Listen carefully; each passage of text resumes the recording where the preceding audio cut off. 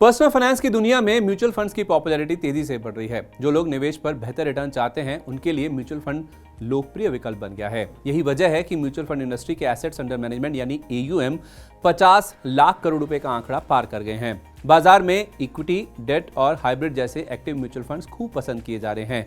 ये manage funds हैं। इनमें पोर्टफोलियो मैनेजर निवेश का निर्णय लेते हैं ताकि ये फंड्स बेहतर प्रदर्शन कर सकें। अब निवेशकों का इंडेक्स फंड और एक्सचेंज ट्रेडेड फंड्स यानी ETF में भी रुझान बढ़ रहा है। ये पैसिव फंड होते हैं।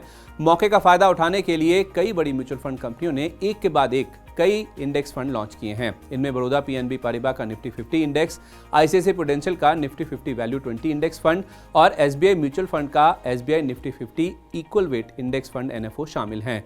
म्यूचुअल फंड उद्योग संगठन MF के मुताबिक पिछले साल इंडेक्स फंड्स के AUM में 55% वृद्धि देखने को मिली है। दिसंबर 2022 में इंडेक्स फंड का AUM 1,28,000 करोड़ रुपए था, जो दिसंबर 2023 में बढ़कर 2 लाख करोड़ रुपए पर पहुंच गया। एक्सपर्ट्स के अनुसार ग्लोबल मार्केट में अनिश्चितता के बीच घरेलू बाजार में आर्थिक माहौल बेहतर है। इस वजह से पैसिव फंड में तेज ग्रोथ देखी जा रही है।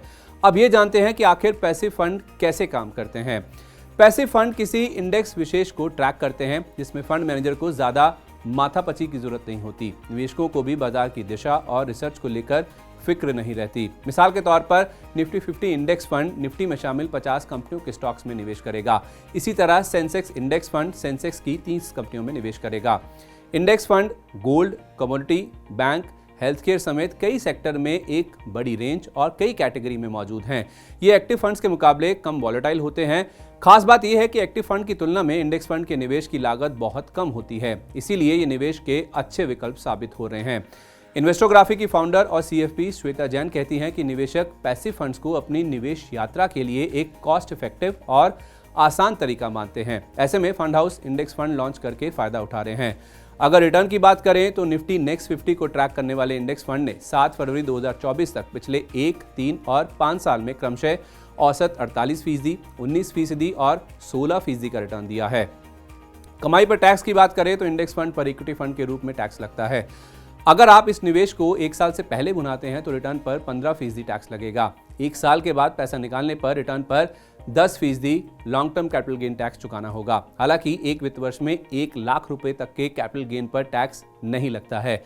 इंडेक्स फंड जैसे पैसिव फंड्स काफी आकर्षक होते हैं। यही वजह है कि निवेशक इनकी तरफ खींचे चले आते हैं, लेकिन अक्सर वो ये भूल जाते हैं कि इन फंड्स के साथ जोखिम भी जुड़ा होता है। ट्रैकिंग एरर के जरिए जोखिम का पता चलता है। इंडेक्स फंड और इंडेक्स के रिटर्न के बीच के अंतर को ट्रैकिंग एरर कहते हैं। ट्रैकिंग एरर जितना कम होगी, इंडेक्स फंड का प्रदर्शन उतना ही बेहतर होगा। अगर आप पैसिव फंड में निवेश कर रहे हैं तो इस बात का जरूर ध्यान रखें कि पूरा पोर्टफोलियो पैसिव फंड से ना बनाएं। अपने पोर्टफोलियो में पैसिव फंड का एक छोटा हिस्सा ही शामिल करें। अगर आपको म्यूचुअल फंड के बारे में अच्छी समझ नहीं है तो किसी फाइनेंशियल प्लानर की सलाह लें। पैसिव फंड सीधे तौर पर किसी विशेष इंडेक्स को ट्रैक करते हैं जिसमें फंड मैनेजर की खास भूमिका नहीं होती, इसलिए पैसिव फंड के निवेश में काफी कम लागत आती है।